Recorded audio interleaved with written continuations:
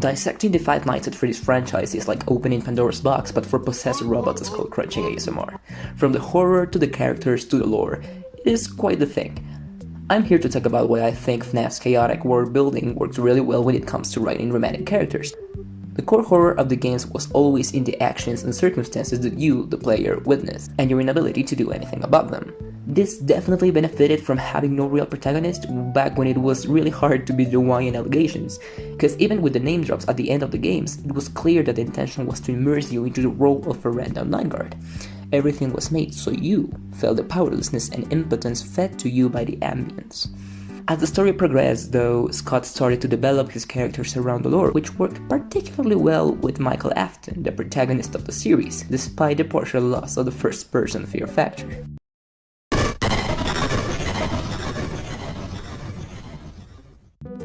I think it's a common experience for the average FNAF fan to feel like they came for the horror and stayed for the brainrot, which, yeah, same, but I don't think it's talked about enough how the games steadily lost their horror and became, from a narrative standpoint, tragedies. That doesn't mean I'm immune to the games are scary, but the unsettling mechanical furries became a lot less important than the story behind them. And fine, wild take, FNAF doesn't need to be scary to be good. Jumpscares get old, lore gets clearer, helplessness becomes narrative, not experience, and that's perfectly fine. I enjoy a scrumptious lore drop a lot more than running out of power at 5 AM and shitting my pants thinking I'll have to go through the entire fucking night again, not out of fear, but out of exhaustion. When you find yourself enduring predictable jumpscares just to unlock a lore minigame or a cutscene, it's clear that your horror game has taken a detour into story-driven territory. It's not a matter of one being superior to the other, they are just different and quite complementary. I think FNAF peaked when it accepted its role as a storytelling tool, with some horror sprinkled on top and Michael as established protagonist. And a Brit. The story it chose to tell, of course, is still unnerving, but not because of the reasons one could assume by looking at the marketing of the games. No longer were animatronics the source of fear.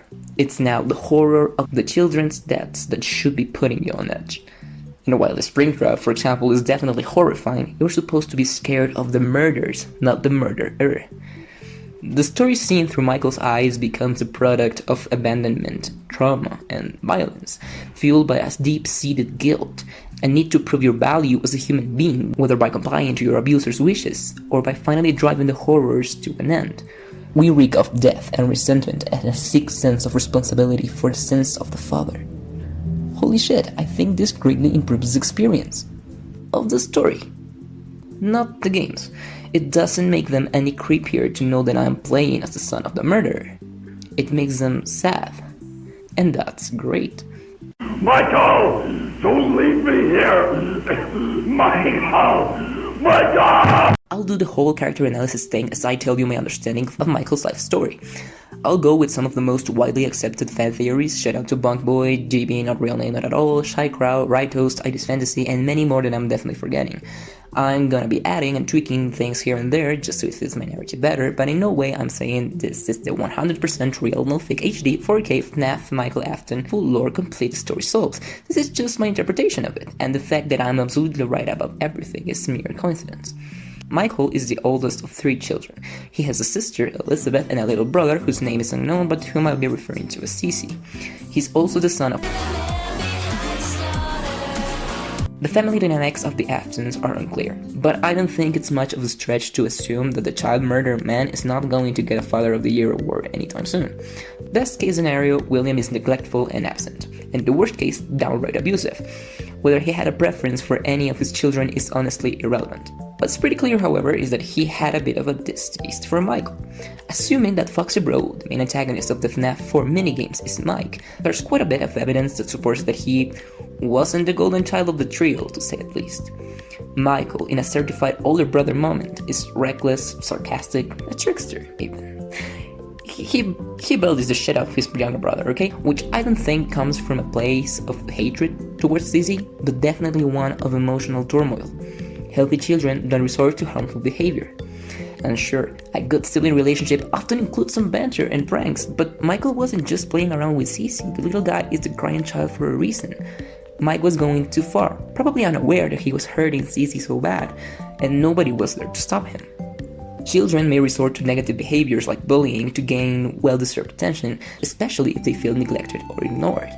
They also learn by observing the behavior of those around them, including their parents and peers, so if they witness aggression in their environment, they may emulate those actions, usually because they have not learned healthier ways to express their feelings or resolve conflict.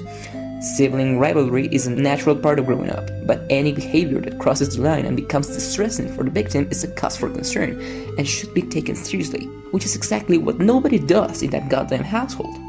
Most people point at Bite of 83 as the moment when William starts to hate Michael, blaming him for breaking his younger brother and ruining the fragile stability of the Afton family. And while that makes sense, I'd say that the fact William let the bullying get to that point in the first place shows that he didn't really care about Michael, or Cece for that matter, but at least he got some attempts at comfort, like the plushies. Michael got nothing. He needed support. He needed to know he was loved.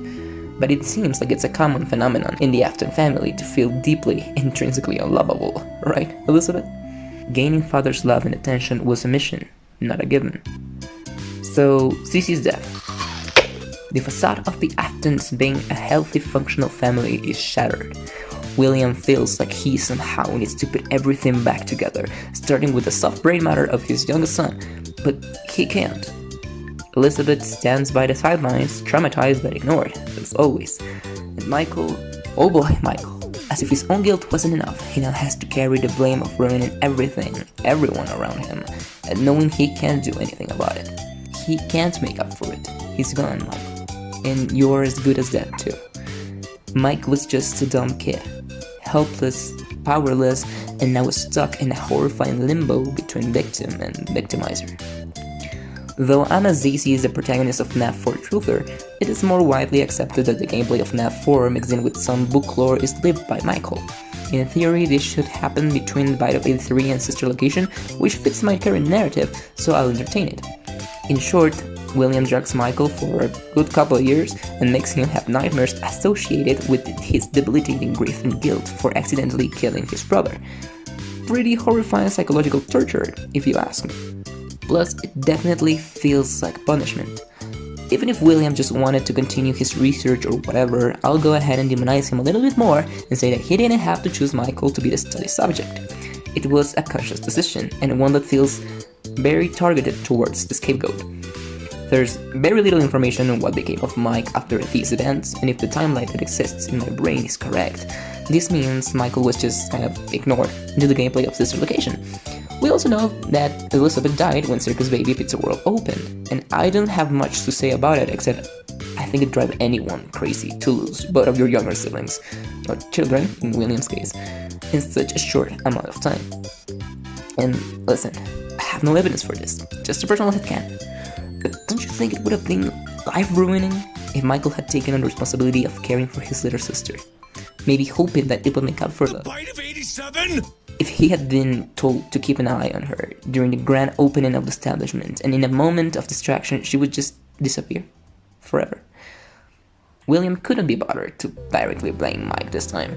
He had enough on his plate with finding ways not to incriminate himself for the child snatching killer robots he built and creating a story about Catholics. But it's the perfect ease up the sleeve if you hypothetically needed something to guilt trip your one remaining son into, I don't know, working for you in that same location with the one mission to finally make things right. If this were canon, it would give William so much power over Michael, and to be honest, it would explain why Mike stays so long by his father's side. Drowning in his exaggerated sense of impotence and guilt, fed by years of psychological distress and nightmares, he would have been very easily manipulated, and that's kind of what we see in Sister Location, a young man subservient to his father, lonely and helpless. Side note, I know Michael seems to be one social motherfucker because every single person in his neighborhood greets him with a big smile on their face when Ennard takes control of his body, but I don't think that's too relevant here. It could be attributed to the fact that he is the son of one of the most interesting figures of the city, William Afton, because even if most of the pizzerias ended up closing or failing, having so many legends and tragedies associated with your establishments has got to help you climb up the social ladder. And after William disappeared from public eye, all attention must have fallen onto the prodigal son, Michael Afton, who, adding insult to injury, also bore a striking resemblance to his father. I'm not saying it's impossible that Mike was simply a chill, extroverted dude who kept good relationships with the people around him, but I'm not gonna lie, expecting a child so severely traumatized, who went through years of mental torture, to be the queen bee of Hurricane, Utah, is a bit unfair. Gotta say, I'm a boy failure Mike enthusiast. Anyways, Michael goes through the trials and tribulations of trying to put Elizabeth back together like he couldn't do with Sissy, only to end up scooped and later possessed by his own spirit due to remnants. Yeah, just a normal day in Freddy's orbit. As wacky as this timeline is, it delivers one of the most important lore developments we have for Michael. Father, it's me, Michael. I did it. I found it. It was right where you said it would be. They were all there. They didn't recognize me at first, but then they thought I was you. And I found her. I put her back together, just like you asked me to. She's free now. But something is wrong with me. I should be dead. But I'm not. I've been living in shadows. There is only one thing left for me to do now. I'm going to come find you. I'm going to come find you. I know he says he did manage to put his sister back together, but that seems ludicrous in my opinion. I guess he technically did, but at what cost, dude? Your internal organs are in a dumpster somewhere in Arizona, and Scrap Baby doesn't look too liberated in my humble opinion. And I'd argue he knows this. After all, like 6 souls, including his sister, lived inside him for a while, so at least some info should have permeated into his consciousness, right? He must have been aware, at the point of sending that message to his father, that Elizabeth was deranged. She's another can of worms for sure. The kids aren't alright. He failed. He couldn't save his sister. Yet he can't just say that to his father. He did everything he asked him to. He genuinely tried. But if following instructions to a T got him scooped and undead, it almost feels like his well-being wasn't part of the plan, was it? Did his father even care about him or Elizabeth's soul or anything other than having access to whatever information he wanted from that location? Having survived death feels like the cruelest joke out there. Not only is he used and betrayed by everyone around him, he can't even fucking die. The only thing he can do is find his father and do what? Confront him? Verify if he actually intended for Mike to die for some unknown twisted reason? Find out if he still loves him? Admit that he couldn't free his sister and that he puked her out alongside the others and knocked their room in the sewer system? Yeah, no. Mike has to find his father because there's no one else he knows, trusts, or feels like he can reach out to, even after all the harm and trauma inflicted by William. But Michael isn't blind. He knows he's been hurt way too much, way too many times. He's got nothing to lose now, not even his life. He's gonna confine him. This journey leads him to work at various Freddy Fazbear's Pizza locations and confront animatronics haunted by the spirits of the murdered children. You know, average FNAF shenanigans. I'll skip FNAF 1 because I don't think it gives us much information on Michael's character other than that 1, he's hallucinating Golden Freddy, is a CC, and 2, he's still very much a corpse. FNAF 3, however, is when things get interesting. 30 years after Freddy Fazbear's Pizza closed its doors, the events that took place there have become nothing more than a rumor and a childhood memory. But the owners of Fazbear's Fright, the horror attraction, are determined to revive the legend and make the experience as authentic as possible for patrons, going to great lengths to find anything that might have survived decades of neglect and ruin. So, a lot of time has passed, and Michael still isn't over William, which I can totally respect. Fatherless behavior. But time has made him grow better. His motivations to find William are much clearer now. He needs to set him on fire. Well, not quite. It's not like he goes to work in Fazbear's Fright knowing his dad was gonna be there. He just hoped he would be. And after decades of searching, finally, We found one. A real one. Cue a Springtrap. Mike realizes it's William. It has to be William, and I've seen these frame-by-frame analysis of Springtrap jump scares that show you how his eyes widen or something when he realizes it's his son who he's about to crunch. I fucking adore that. I do. After 30 years, father and son finally lock eyes again and see what became of each other, the ruin they now are. What even is there to recognize? On the flip side, the happiest day minigame is occurring. Part of CC is freed alongside some other slaughtered toddlers. Emphasis on part. At this point, it's assumed that bits and pieces of the crying child's soul are scattered across different animatronics and locations due to his odd and prolonged death and William's tampering. This will come up later, so just put a pin on it. Now, the survival logbook. Although nobody's sure of the exact timeline placement of it, there's a strong evidence supporting the idea that it's written either during or after FNAF 3, and I definitely lean towards during. Originally a training logbook created by Fosfor Entertainment for immersion purposes, Michael turns it into a coping through humor because otherwise I'll totally kill myself fest. Here we find out that Mike chews a lot of gum and that he's a pretty great artist. He draws the Phosphor Fright office, some good old Freddy Harmon activities, some nightmares, and... oh. Yeah. Anyways, there's some clear paranormal communication happening through this book. Cassidy seems to be quite interested in getting information out of Michael. I won't elaborate much on this part because it's more CC/Cassidy/Golden Freddy focused, but some of the phrases, especially the "does he still talk to you" quote, and the repetition of the familiar "it's me" bit throughout the book, seems to imply that hallucinations in FNAF 1 were actually attempts at communication between CC and Michael, and that Cassidy was aware of them. In theory, these logbook counts happen after the happiest day, which means there's only Cassidy, the vengeful spirit possessing Golden Freddy by the time the logbook gets into Mike's hands. What does this have to do with Mike's character development though? He either assumes these communications attempts are guilt-driven and brushes them off, getting slowly more and more consumed by his wrongdoings, or he is somehow aware that it really is CC trying to talk to him, showing him some weird form of empathy and forgiveness. If this was the case, it would help Mike to build up the courage and confront his father during the following events of the third game, and in turn, it would let part of CC's soul be freed after finally making amends with his older brother. Bittersweet, but fitting. Michael's hallucinations are getting more and more phantasmagorical, and the bullshit ventilation system doesn't help at all. He thinks of ghosts and father figures for a week, then burns the whole building down. Cathartic. I couldn't be happier for Mike. He finally gets a chance to rest and... I'd rather not touch on Mike's and Henry's hypothetical relationship here. I don't think either scenario changes his motivations too much. The important part is that he's still desperate to find his father, and to end the suffering that he has caused for decades. He's trying to heal by destroying.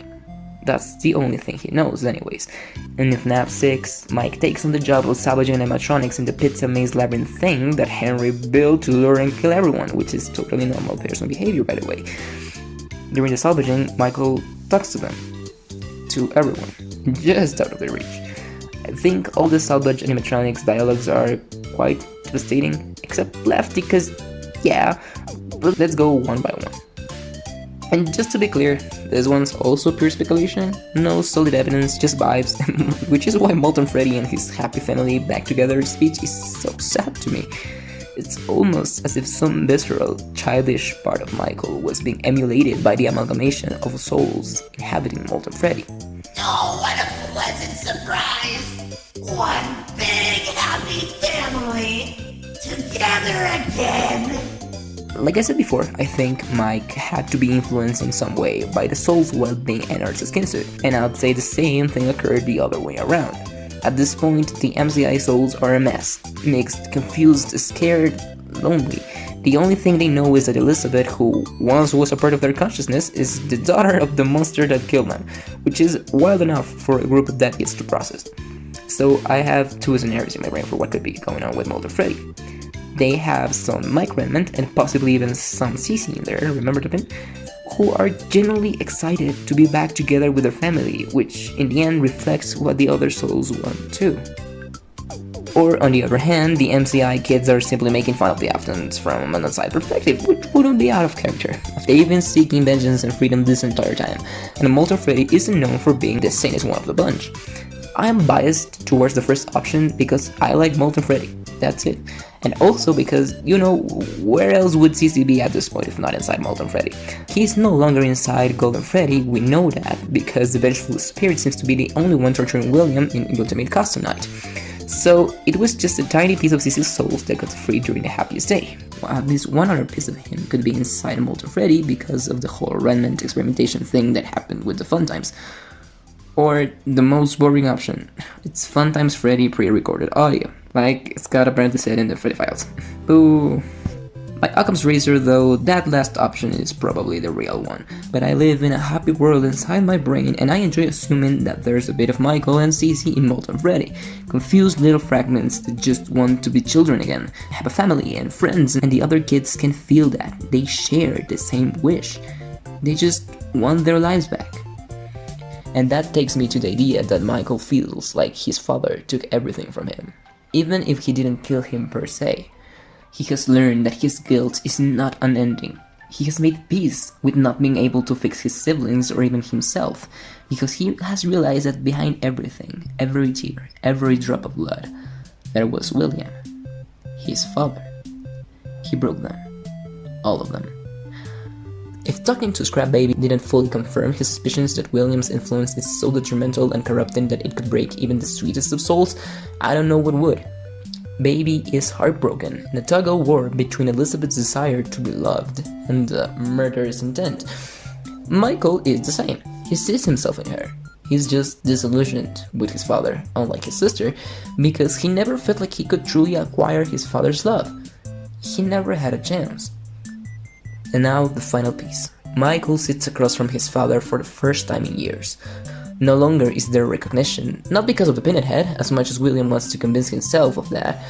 You may not recognize me at first, but I assure you, it's still me. But because they are no longer the same. For the longest time, Michael was William's toy and reflection. Looking at yourself in the mirror and seeing your abuser looking back at you is the greatest horror imaginable. And that was all Mike was during the entire franchise up until this point. Continually assumed to be a monster, the monster, and hunted by his father's actions, guilty by blood and by association. Now they look at each other and see strangers. William yaps about how he knew this was a trap from the beginning and all that wacky megalomaniac bullshit. He latches onto his last resort, trying to make himself look bigger than everyone else in the room. But he's pathetic, broken, more broken than anyone else, and he knows Michael knows. He no longer holds any power over his son. He fell off. Scraptrap is cringe. And to you, my brave volunteer, who somehow found this job listing not intended for you. Although there was a way out planned for you, I have a feeling that's not what you want. And just like that, Michael finally gets to kill himself. Okay, right, maybe not just like that. I mean, he does accept his fate and lets himself die. Although it's not like Henry gave him much of an option. A good conclusion, I guess. I'd quote bittersweet but fitting again, but I already used it in the video. Yet, I don't know how else to describe it. It is bittersweet. His mission is finally successfully over, but it isn't even him who does it, it's Henry. Mike never really gets the chance to live a life of his own, and fails to live the life he was forced into. Until the end, his motivations were not fueled by personal desires or interest in his well-being, except maybe the gift basket thing, but wanting money instead of exotic butters is just fucking rational sentient organism choice, not a huge personality trait. They were fueled by a sense of needing to make up for existing, basically. The only real Michael behavior we see is when he's still a young boy, trying to figure out how to interact with the world before, yeah. Would you even try to act as yourself if the only times you do, you end up causing harm? Wouldn't it be so much easier to just follow instructions, let go of any free will, find a pure motivation, one that could potentially compensate for your sins, and let yourself go through the motions of life being a tool, a toy, a game protagonist? It doesn't surprise me that William sees Michael like a puppet, because he basically was. I don't think it's unusual for severely traumatized people to feel like them existing is an intrinsic problem, which leaves them much more vulnerable to being abused and harmed again. It's a frustratingly difficult cycle to break. Honestly, I would have liked for Michael to have a kinder end, one free of his external motivations, one of genuine peace. But this is close enough, I think. FNAF is a horror tragedy, after all. Yeah, I literally just compared Shakespeare to FNAF. What are you gonna do about it?